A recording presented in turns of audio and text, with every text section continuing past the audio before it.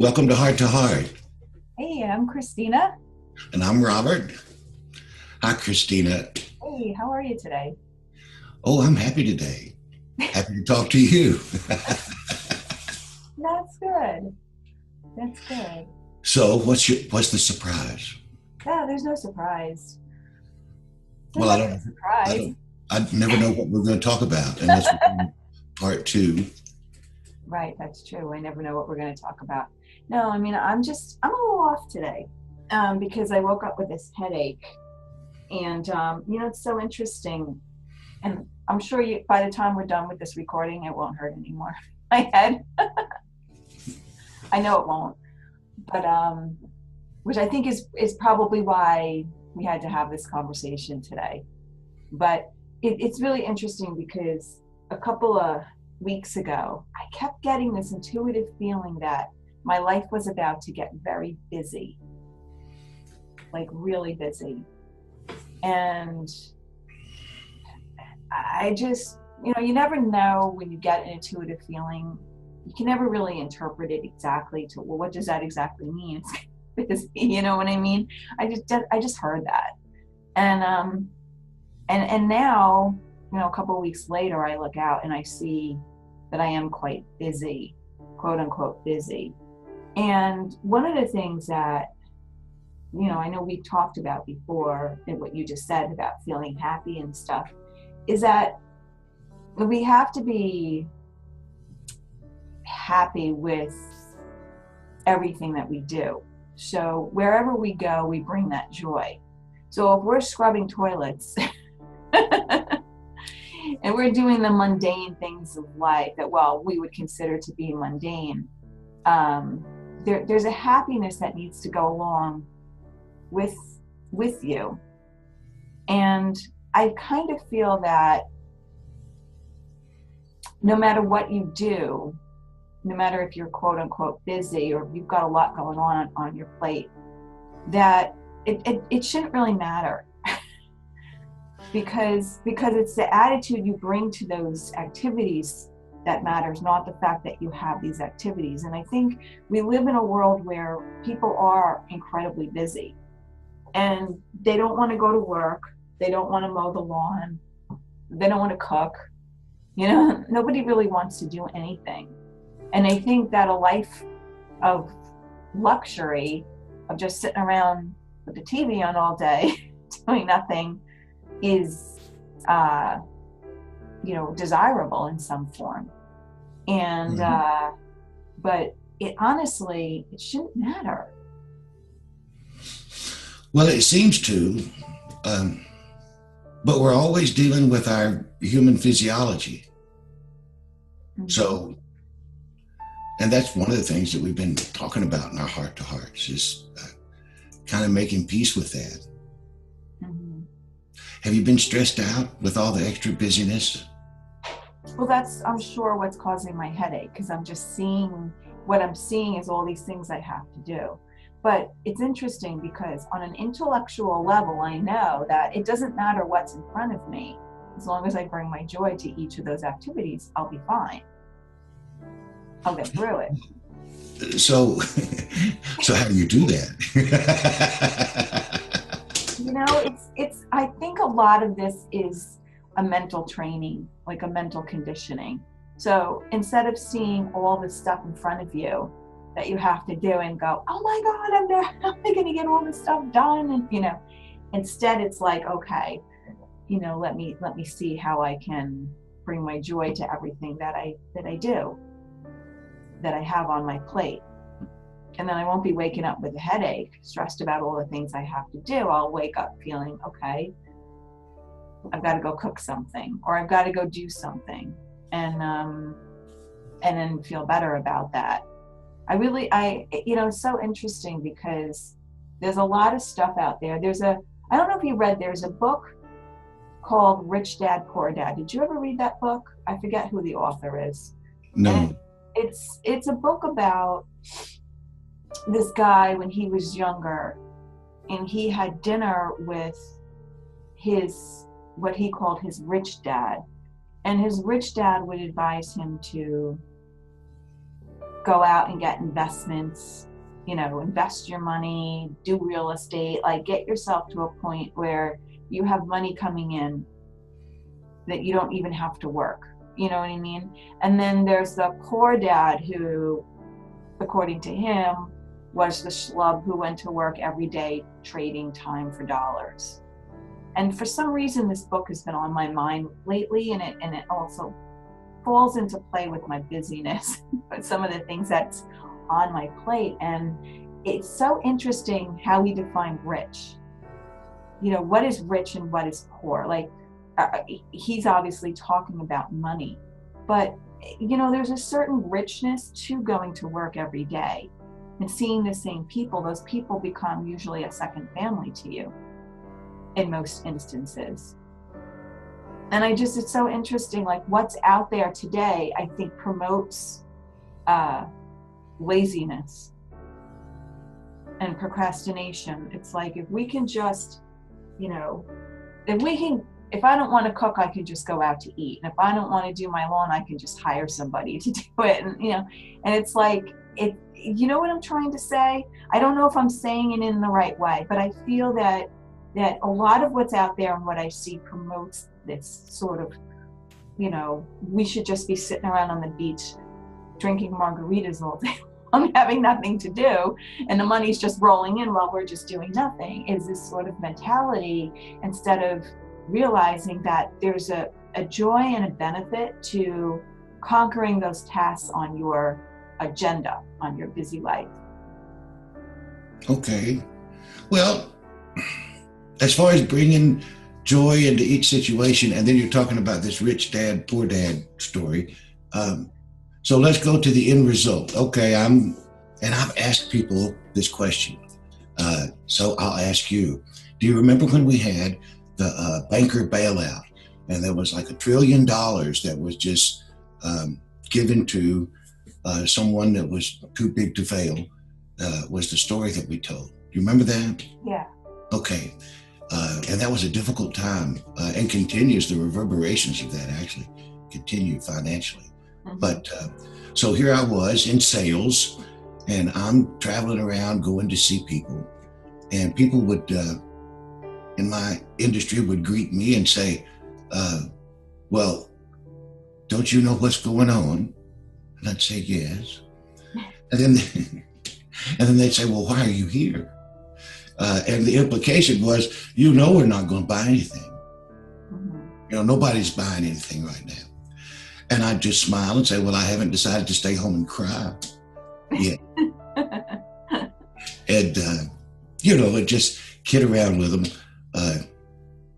But anyway, so I started asking people a question as a result of this, as I would encounter multiple people a day. And so here was the question. So I'll ask you, when you receive your bailout, or if you were to receive your bailout, and by that I mean your proverbial ship comes in, okay? Now, everybody in the United States have mortgaged their great-grandchildren because we think you're too big to fail. And we're going to give you $1 trillion, or pick a number on there. There's more to it than you'll ever spend. It's just not going to be possible, really, for you to go broke again. So here you are, you're in that condition. Now I realize you're going to pay off all your debts and probably get a better car. And, I don't have any debts. Okay, but the typical person. I don't believe in debt, but that's a whole other concept. So after you react, let's say in the typical fashion, the typical person would pay off their debts, maybe get a new car, maybe get a new house, woohoo, do some things, and now you have the rest of your life, okay, to do whatever you want to do, to go pretty much wherever you want to go, and to be financially underwritten to accomplish whatever it is that you want to accomplish. What are you going to do? I would probably work. What kind of work? I would probably do like philanthropy or some sort of service job, or I would work. Well, I would too. I'm not a sitter-arounder. And sometimes I would frame the question this way, Christina. Yeah. So you're going to be able for the rest of your life to do whatever you want to do. So what makes you feel like a kid at Christmas getting ready to wake up and open presents and you just want to go do that all the time? And it's not like work to you. And now, and I mean this sincerely, I didn't keep a record of it, but are you willing to guess the response that I would receive to that question most of the time? Lay on the beach with a margarita. No. Here's the answer that I got most of the time. I have no idea. I've never given anything like that any thought. Wow. And then sometimes I would chuckle and say, really? You mean you've been on this planet as long as you've been and you don't know what you like putting your happiness into? You don't know what inspires you? What is this thing that you go get involved in when you don't have to work, you don't have to be here, you don't have to be there, and you're stealing away some time for yourself, and you just get lost in that thing? A lot of times it's a very creative thing. Yes. But anyway, not trying to say anything negative, but I found it a little saddening to discover so many people that have never given any thought to things like that. Because we've arranged society in such a way to where we ought to, we have to, we must. There is so much stress involved in the way we've decided to do things. Yes. But if you bring your joy to everything you do, then is it really stress? Well, so how do you do that? How do you do that? Again, I think it's a mental conditioning and finding the joy in everything that you do. It's really interesting, and this is a case in point. I'm going to share a short story. This woman who just passed, I'm going to her service this weekend, but she was older than I am. And one time we're going to a class together. We were taking a class, and there was a lot of traffic on the road. And I'm looking at the traffic and I'm getting annoyed because there's traffic and we're going to be late to this class that we were taking. And all of a sudden she points up and she goes, "Look, isn't that magnificent?" And I'm looking at her and she's pointing to a tree branch. And I'm going, this is this woman talking about, she's pointing to a tree branch. And she goes, "Look at the icicles, the way the light just hits it. And it just looks so beautiful. And just look at that tree branch." And I was just so floored, and it's not what you look at, it's what you see. And she taught me to see the beauty that's around us at all times. No matter what it is that we're doing, there's always beauty in front of us. And if we can focus our attention on that, I won't get so upset about being in traffic when I can see this beautiful tree branch. I mean, she really taught me a lot. So when you go to work and you're not happy with whatever it is that you're doing, but you need to work because you've got to pay the bills, what can you focus your attention on at that place that will make it a completely different experience for you? Well, you just said it. A tree branch? Well, no, but first off, we're talking about perception. To perceive the beauty. One of the things about being financially independent is all of a sudden you're not worried about how you're going to move around, about how you're going to obtain the natural resources that you need to survive and to be able to accomplish what you want to accomplish. Most of us don't know what that feels like. What if no money is required for you to feel as though you have nothing to worry about?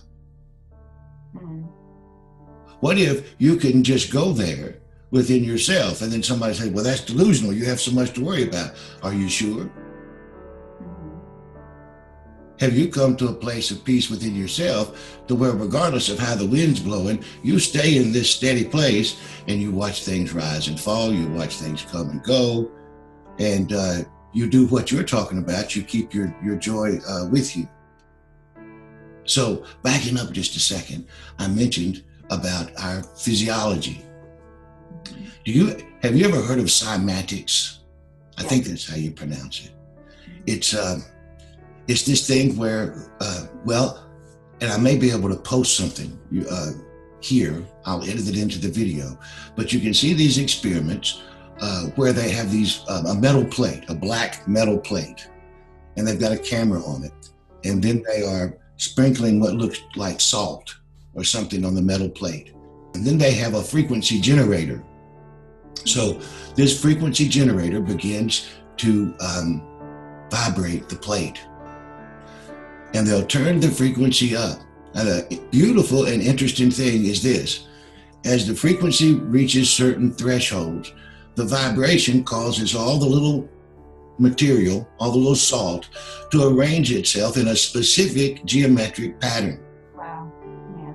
Yeah. And then you hit another threshold, and then it hits another more complex pattern. It turns out that the higher the vibration, that all the salt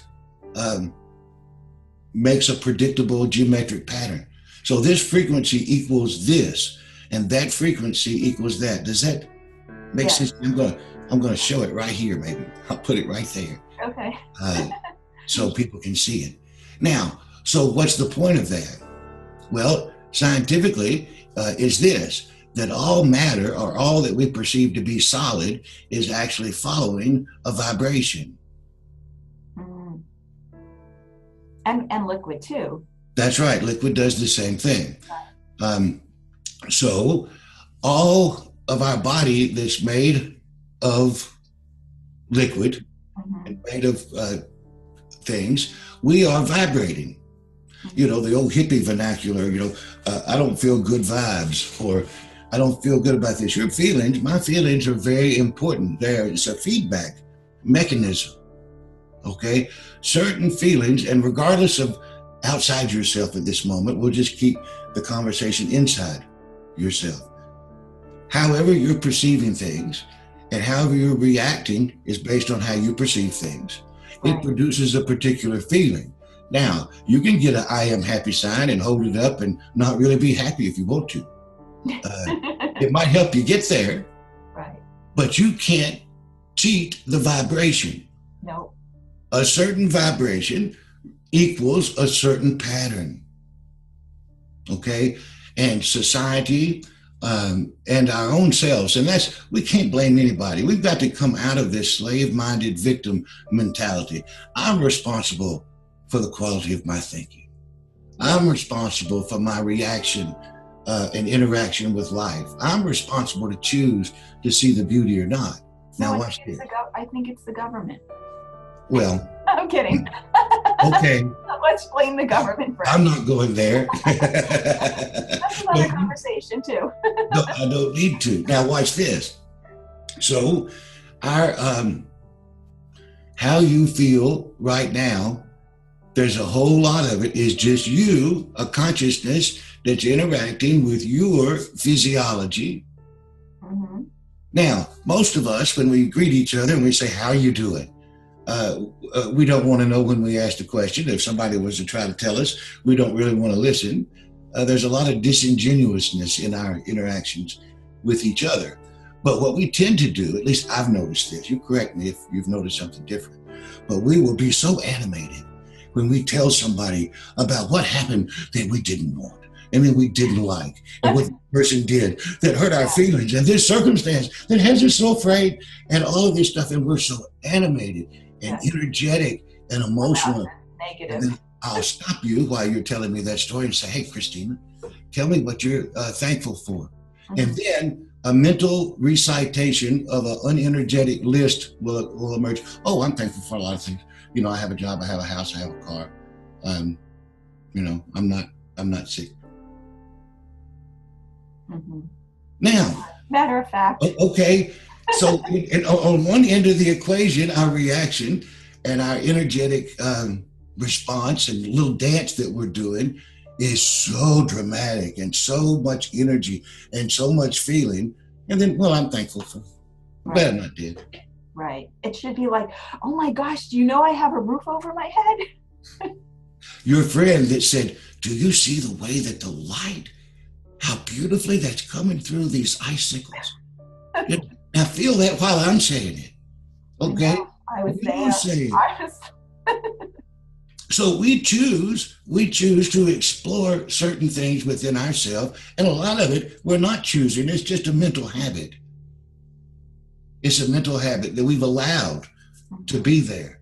But I tell you what, just like the salt on this plate right here is going to vibrate according to frequency, the pattern that's produced. Now, when I'm talking about this emotionally and how we feel, and then ultimately physically how we feel, we're constantly producing a pattern. We're always making a sound. Your body's listening to you. Yes, my cells are listening. Every cell in your body is listening to everything that you speak and what you don't speak. And when your yes is not really a yes, when you agree to something that you don't really agree to, and then you begrudgingly keep a smile on your face and go along with something that doesn't have your blessing, right? Because you're afraid or whatever reason. All I'm saying is what's actually happening, okay, is what's actually happening inside of us. And that's producing the feelings in our body. And we have more control over this than we want to give ourselves credit for. Right. Yeah. I mean, I think also it is your perceptions and bringing the joy with you. And interesting because I spent yesterday with my uncle and his significant other. And she's known my uncle for 6 years now. And she says, you know what?